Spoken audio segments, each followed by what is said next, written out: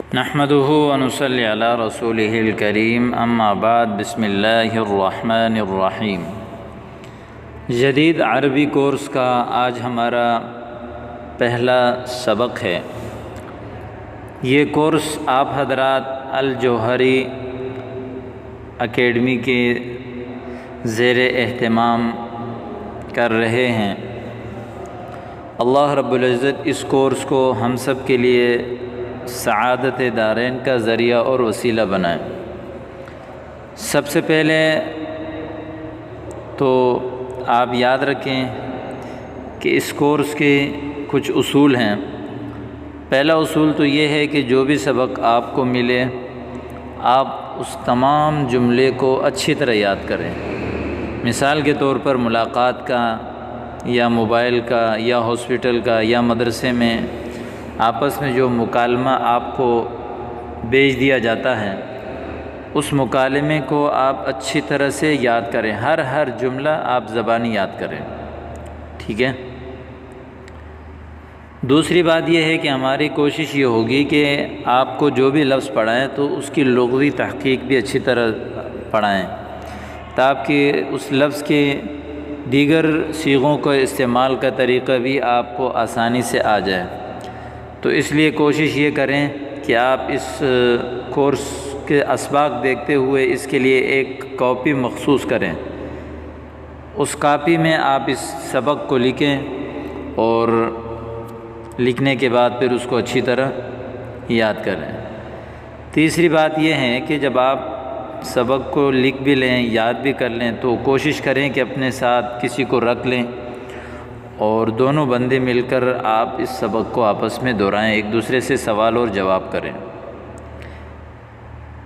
یہ نہیں ہو سکتا تو یہ ممکن نہیں ہے تو واٹس ایپ میں مختلف قسم کے عربی گروپ ہیں، وہاں آپ عربی گروپ میں شمولیت اختیار کریں اور لوگوں کے ساتھ گفتگو کریں جن لوگوں کو عربی آتی ہے۔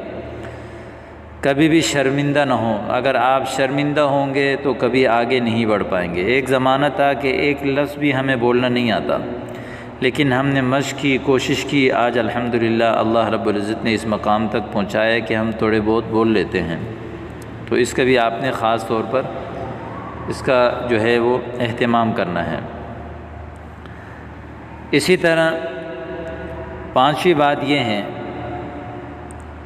کہ جو بھی اس کورس کا سبق آپ سیکھیں، اخلاص کے ساتھ سیکھیں کہ اللہ رب العزت اس کے ذریعے سے مجھے سعادت دارین دنیاوی اور اخروی تمام فائدے نصیب فرمائیں، خالص اللہ کی رضا کے لیے۔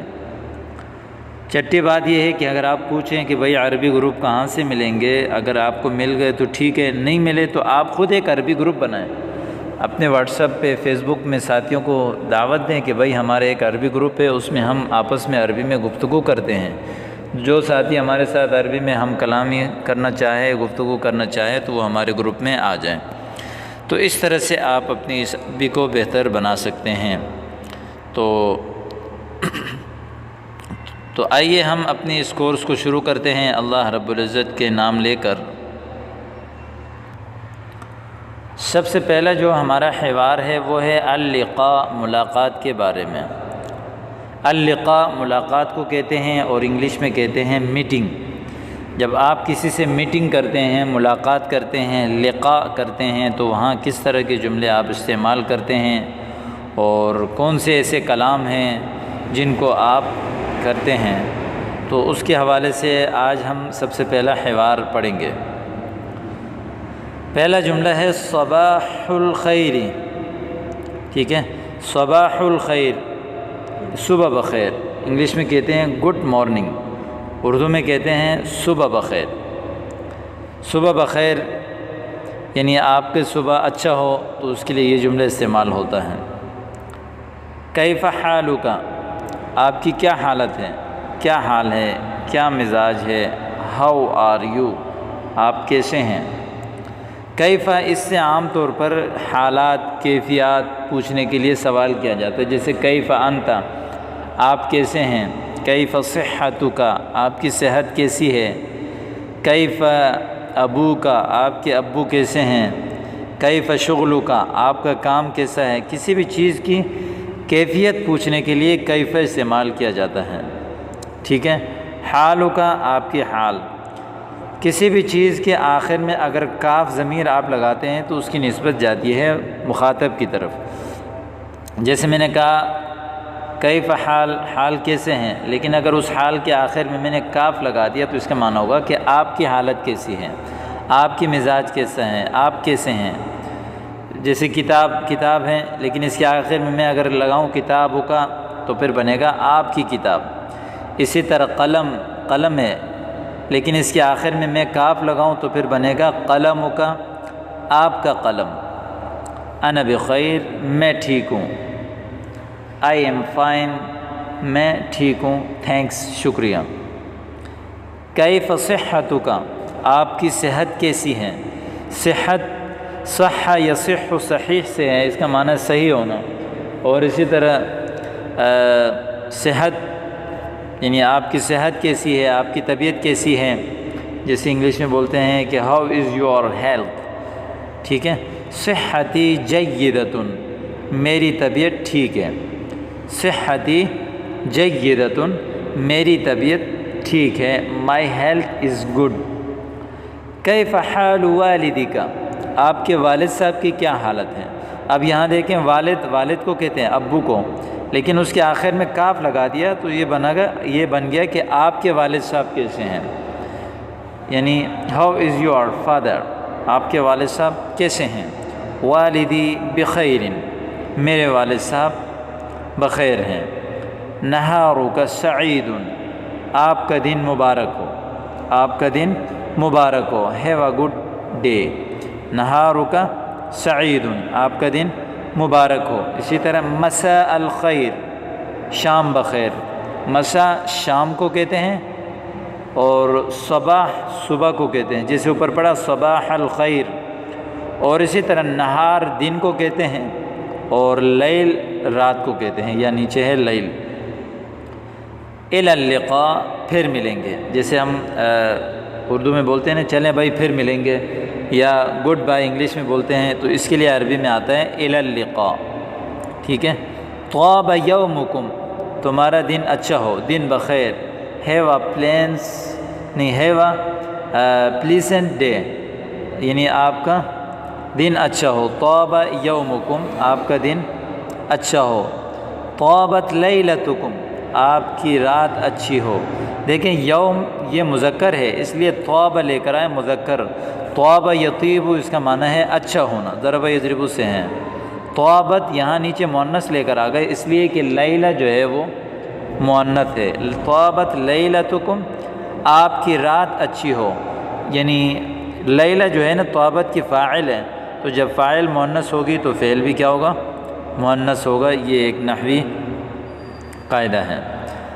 اہلاً و سہلاً مرحبا، خوش آمدید. انگلش میں بولتے ہیں ویلکم. اور طابت لیلتکم شب بخیر، اور انگلش میں بولتے ہیں گڈ نائٹ. ٹھیک ہے. تو اہلاً و سہلاً.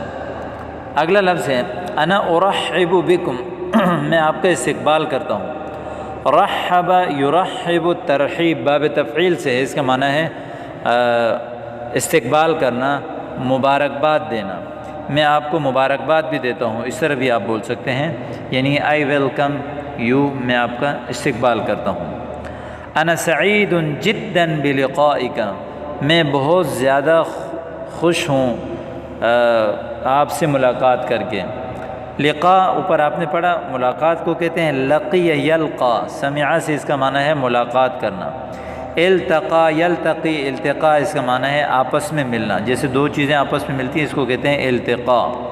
لقی یلقا اس کا معنی ہے ملاقات کرنا. یعنی انی سعید جدا بلقائک، I am very please to meet you, یعنی مجھے آپ سے مل کر بہت زیادہ خوشی ہوئی. انا ایضا سعید برؤیتک، میں بھی اسی طرح آپ کی ملاقات سے بہت زیادہ خوش ہوں. رؤیت رآ یرا سے اس کا معنی زیارت کرنا. لقی یلقا ملاقات کرنا، رؤیت ملاقات ایک ہی چیز کو کہتے ہیں. رآ یرا فتح سے اس کا معنی ہے زیارت کرنا، دیکھنا. یا لہا من مفاجأۃ سارۃ، یا لہا من مفاجأۃ سارۃ، کیا ہی خوب اتفاق ہے، یا لہا من مفاجأۃ سارۃ، کیا ہی خوب اتفاق، یعنی what a wonderful of incidents، یعنی کیا ہی خوب، مفاجأۃ سارہ یعنی اچانک، یعنی اتفاق کو کہتے ہیں، حسن اتفاق کو کہتے ہیں۔ جیسے آپ کہیں بازار میں چلے گئے تو آپ نے کہا یا لہا من مفاجأۃ سارہ، کیا ہی خوب اتفاق ہے کہ نحن فی السوق، ہم بازار میں ہیں، یا لق، تو اس طرح یہ جملہ آپ کو بہت زیادہ استعمال میں ملے گا آپ کو، اور بہت خوبصورت جملہ ہے، اس کو آپ لازمی یاد کریں۔ کم تسعدنی رؤیتا، یعنی کتنی مجھے سعادت نصیب ہوئی آپ کی زیارت کر کے، یعنی مجھے کتنی خوشی ہوئی آپ کی دیدار کے ساتھ۔ اسعد یسعد، اسعاد کا معنی ہے خوش کرنا، سعادت بخشنا اور خوشی نصیب ہونا، یعنی کم تسعدنی، تسعد مؤنث لے کر آئے اس لیے کہ رؤیت یہ مؤنث ہے، تو کم تسعدنی، کتنی مجھے سعادت ملی، خوشی ملی آپ سے ملاقات کر کے، ٹھیک ہے۔ لم اراک منذ مدۃ طویلۃ، آپ کو میں نے ایک لمبے عرصے سے نہیں دیکھا، لم اراک منذ مدۃ طویلۃ، آپ کو میں نے ایک لمبے عرصے سے نہیں دیکھا۔ رآ یرا کیسے ہے یہ، لم ارا واحد متکلم کا صیغہ ہے، فعل جہت منفی بلم کی وجہ سے آگے حرف علت جو ہے وہ حذف ہو گیا۔ لم اراک، میں نے آپ کو نہیں دیکھا، مدۃ طویلۃ، لمبے عرصے سے۔ لقد افتقدتک کثیرا، میں نے آپ کی بہت زیادہ کمی محسوس کی، میں نے آپ کی بہت زیادہ کمی محسوس کی، جیسے I have missed you great deal۔ افتقد یفتقد، افتقاد اس کا معنی ہے گم کرنا، کسی چیز کو گم کرنا یا کسی چیز کی کمی محسوس کرنا۔ عام طور پر جب کوئی چیز گم ہو جاتی ہے تو انسان کو اس کا احساس ہوتا ہے، اس کو کہتے ہیں کمی محسوس کرنا۔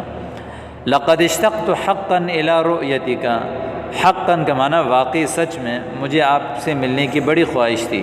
اشتقت، اشتاق یشتاق اشتیاقا، اس کا معنی ہے شوق و رغبت کرنا، خواہش کرنا، یعنی مجھے بہت زیادہ خواہش تھی الی رؤیتک، آپ کی زیارت کی، آپ کی زیارت کی مجھے بہت زیادہ خواہش تھی۔ ابلغ تحیاتی الی جمیع افراد عائلتک، ابلغ، ابلغ یبلغ، ابلاغ اس کا معنی ہے پہنچانا۔ تحیات سلام کو کہتے ہیں، تحیہ سلام کی جمع ہے یہ۔ جمیع افراد عائلتک، آپ کے پورے فیملی کے افراد کو، یعنی عائلہ اسرہ جو ہے یہ فیملی کو کہتے ہیں، عائلہ، عائلتک آپ کے عائل، آپ کی فیملی کو، یعنی آپ کی فیملی کو میرا سلام پہنچائیں۔ تو یہ پہلا سبق آپ کے سامنے آ گیا، امید کرتا ہوں کہ آپ کو سمجھ آ گیا ہوگا۔ والسلام علیکم ورحمۃ اللہ۔